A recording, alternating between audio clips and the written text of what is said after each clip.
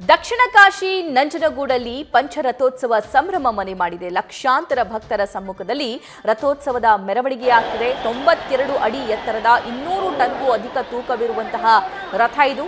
ಮುಂಜಾನೆ ಶುಭಮೀನ ಲಗ್ನದಲ್ಲಿ ರಥೋತ್ಸವಕ್ಕೆ ಚಾಲನೆ ನೀಡಲಾಯಿತು. ರಥೋತ್ಸವಕ್ಕೆ ಶಾಸಕ ದರ್ಶನ್ ಧ್ರುವ ನಾರಾಯಣ್ ಚಾಲನೆ ಕೊಟ್ಟಿದ್ದಾರೆ.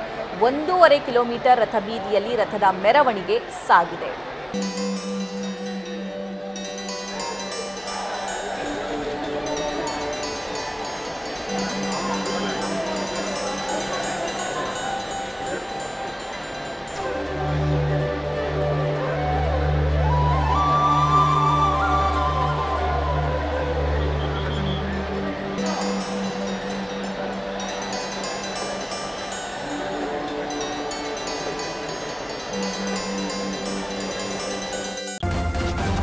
ನ್ಯೂಸ್ ಫಸ್ಟ್ ನಿರ್ಭೀತಿಯಿಂದ ನಿಮ್ಮ ಪರವಾಗಿ.